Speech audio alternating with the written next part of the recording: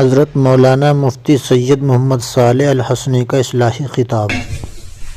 الحمدللہ نحمده ونستعینه ونستغفره ونؤمن به ونتوکل علیہ ونعوذ باللہ من شرور انفسنا ومن سیئات اعمالنا من يهده الله فلا مضل له ومن يضلله فلا هادي له واشهد ان لا اله الا الله وحده لا شريك له واشهد ان سيدنا ونبينا ومولانا محمدا عبده ورسوله صلى الله تعالى عليه وعلى آله وأصحابه وأزواجه وبارك وسلم تسليما كثيرا كثيرا أما بعد فأعوذ بالله من الشيطان الرجيم بسم الله الرحمن الرحيم وذروا ظاهر الإثم وباطنه صدق الله العظيم۔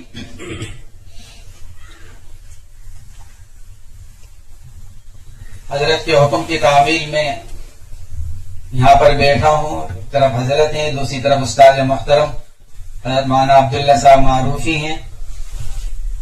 میں اس لائق نہیں ہوں کہ یہاں بیٹھ کر کوئی بات عرض کر سکوں، لیکن اپنے بڑوں کا حکم، مولانا عبدالسبحان صاحب نے قرآن پاک کی جو چند آیات تلاوت فرمائی، ان کو سن کر ہی یہ خیال ہوا کہ انہی کے اوپر اگر دو چار باتیں عرض کر دی جائیں، دنیا کی بے ثباتی، جنت اور جہنم کا حقیقی ہونا۔ قرآن پاک کی اس آیت میں اللہ رب العزت نے ہمیں اور آپ کو زندگی گزارنے کا ایک ایسا آسان نسخہ مرحمت فرمایا کہ اگر اس نسخے کو اختیار کر کر اگر ایک انسان اپنی زندگی گزارے تو دنیا میں بھی سکون پائے اور آخرت میں بھی وہ کامیابی حاصل ہو جائے جو قرآن پاک کی ان آیات میں بیان کیا گیا جن کو مولانا عبدالسبحان صاحب نے پڑھا۔ اللہ رب العزت کا ارشاد ہے وَذَرُوا ظَاهِرَ الْإِثْمِ وَبَاطِنَهُ، ظاہری اور باطنی، کھلے ہوئے چھپے ہوئے سارے گناہوں کو چھوڑ دو۔ یہ حکم فرمایا اللہ رب العزت نے۔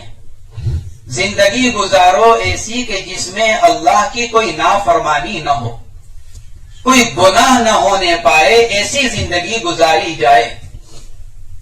اس لیے کہ میرے دوستوں بزرگوں، اللہ کی نافرمانی یہ اللہ کے ساتھ بغاوت ہے، اور باغی انسان سزا کا مستحق ہوتا ہے۔ دنیا کا دستور ہے کہ اگر کسی ملک میں حکومت کے خلاف کوئی بغاوت کرے تو بغاوت کرنے والے کو پکڑا بھی جاتا ہے، اس کو سزا بھی دی جاتی ہے۔ اسی طرح گناہگار اللہ کا باغی ہے۔ اور میرے دوستوں بزرگوں اور بھائیوں، دنیا کا باغی تو کسی نہ کسی طرح بچ سکتا ہے، لیکن اللہ رب العزت کا باغی اللہ کی پکڑ سے بچ نہیں سکتا۔ وَمَا أَنْتُمْ بِمُعْجِزِينَ فِي الْأَرْضِ وَمَا لَكُمْ مِن دُونِ اللَّهِ مِن وَلِيٍّ وَلَا نَصِيرٍ، تم اللہ کو زمین میں ہرانے والے نہیں، بچ نہیں سکتے اللہ کی پکڑ سے۔ اگر اللہ پکڑ کرنے پر آ جائے تو کوئی نہیں بچ سکتا، کوئی، اور اللہ کے علاوہ نہ انسان کا کوئی کارساز ہے نہ کوئی مددگار ہے۔ تو اللہ کا باغی اللہ کی پکڑ سے بچ نہیں سکتا۔ آج اگر ہم اپنی زندگی کا جائزہ لیں تو آج ہماری زندگیاں اللہ کی بغاوت کے ساتھ گزر رہی ہیں۔ ہر آن ہر لمحہ ہم اللہ کی نافرمانی میں مبتلا ہیں، ہر وقت نافرمانی۔ اس کا نقصان کیا ہوا کہ اس کا نقصان یہ ہوا کہ جس طرح باغی، ملک کا باغی جس طرح بادشاہ سے دور کر دیا جاتا ہے، حکومت اس کو نکال دیتی ہے، ایسے ہی اللہ کا باغی بھی اللہ کی رحمتوں سے محروم کر دیا جاتا ہے۔ اس لیے سب سے پہلا باغی شیطان، تو شیطان کو کیا کہا گیا؟ لعین، ملعون۔ کیا معنی لعن کے؟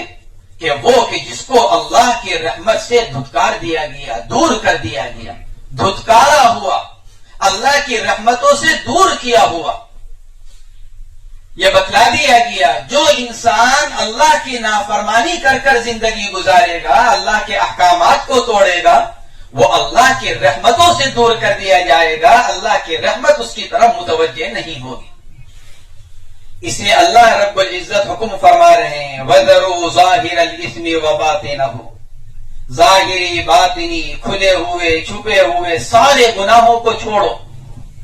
یہ نہیں دیکھو کہ کون سا گناہ چھوٹا کہ کون سا گناہ بڑا، اللہ کی ذات کے اعتبار سے اللہ کی ہر نافرمانی بہت بڑی ہے۔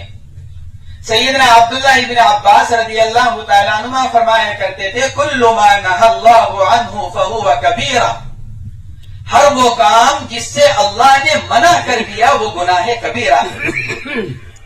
علامہ ابن قیم رحمت اللہ علیہ بڑے مشہور محدث اور عالم ہیں، لکھتے ہیں اور فرماتے ہیں کہ گناہ کرتے ہوئے یہ نہ دیکھو کہ گناہ بڑا ہے یا چھوٹا، گناہ کرتے ہوئے یہ دیکھو کہ جس ذات عالی کی نافرمانی کر رہے ہو وہ کتنی بڑی ہے۔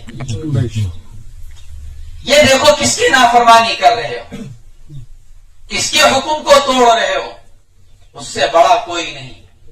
اللہ اکبر، دن اور رات 24 گھنٹے میں کتنی مرتبہ ہم اپنی زبان سے اس کا اقرار کرتے ہیں کہ اللہ اکبر، کہ اللہ سب سے بڑے، اللہ سب سے بڑے۔ کم و بیش سینکڑوں مرتبہ دن میں ہماری زبان سے یہ جملہ نکلتا ہے کہ اللہ سب سے بڑے ہیں۔ تو اب اگر اللہ کی نافرمانی کی جا رہی ہے تو اس ذات عالی کی نافرمانی ہو رہی ہے جس سے بڑی ذات کسی کی نہیں، جس سے اونچی کسی کی ذات نہیں، کوئی اس سے اونچا نہیں، کوئی اس سے بڑا نہیں۔ اسی لیے فرماتے ہیں علامہ ابن قیم رحمت اللہ علیہ کہ یہ دیکھو کہ جس ذات عالی کی نافرمانی کر رہے ہو وہ کتنی بڑی ہے۔ اگر آدمی یہ سوچے گا تو پھر اللہ کی نافرمانی سے بچے گا۔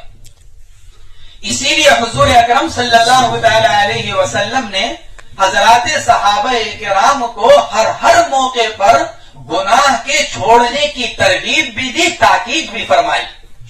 حضرت خالد بن الولید رضی اللہ تعالی عنہ کی طویل حدیث ہے، اس میں سے سائل نے جو سوال کیے تھے ان میں ایک سوال انہوں نے یہ کیا تھا انی احب ان اکون اعبد الناس، اے اللہ کے نبی میں یہ چاہتا ہوں کہ میں بڑا عبادت گزار بن جاؤں، لوگوں میں سب سے زیادہ عبادت کرنے والا۔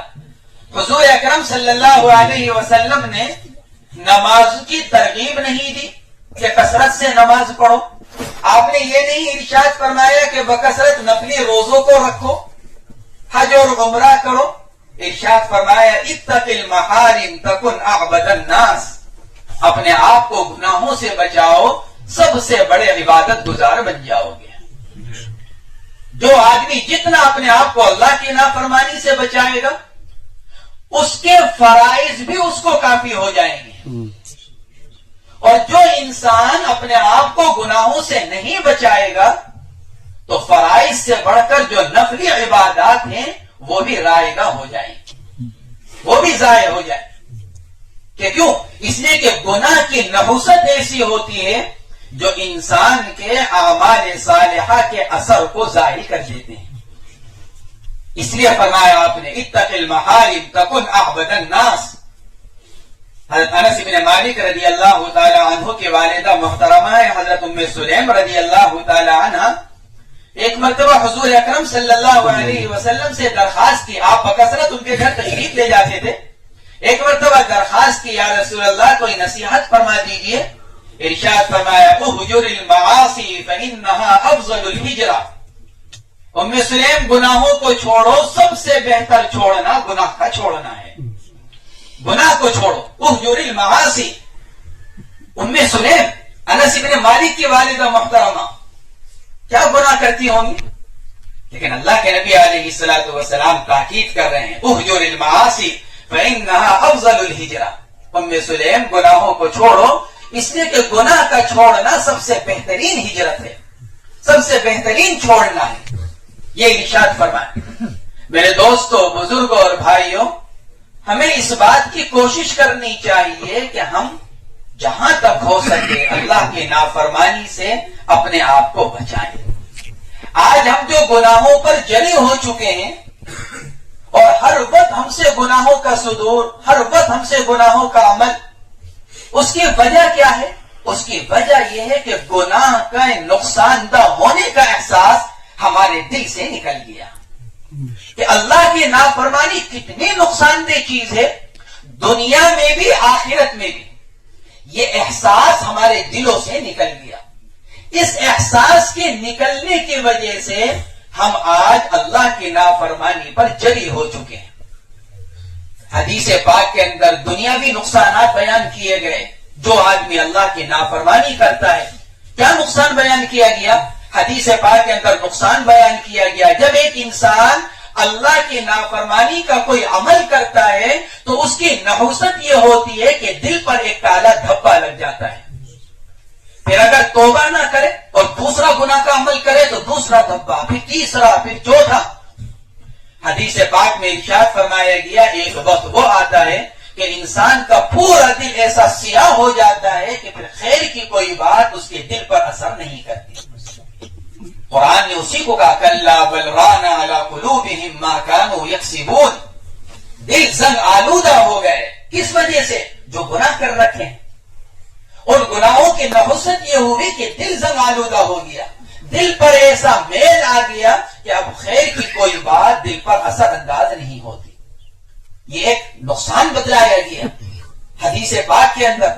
دوسرا نقصان حدیث پاک میں دنیاوی کیا بیان کیا گیا؟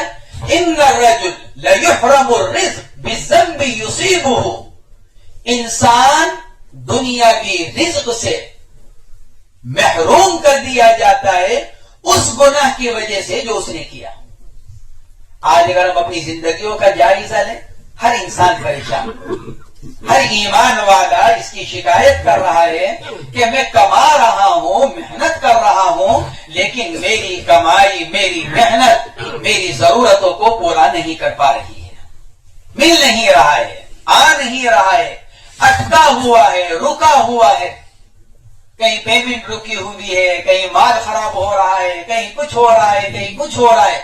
حدیث پاک میں اشارہ کیا گیا اس کی طرف، ان الرجل لیحرم الرزق بالذنب یصیبہ، انسان جو روزی سے محروم کیا جاتا ہے وہ کس کی نحوست سے؟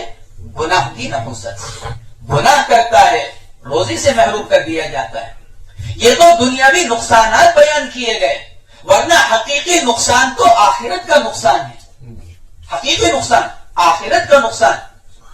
اسی لیے حضور اکرم صلی اللہ علیہ وسلم بار بار تاکید فرماتے تھے، بار بار تاکید فرماتے تھے حضرات صحابہ کرام کو کہ کیا کیا جائے؟ کہ گناہ سے حفاظت کی جائے۔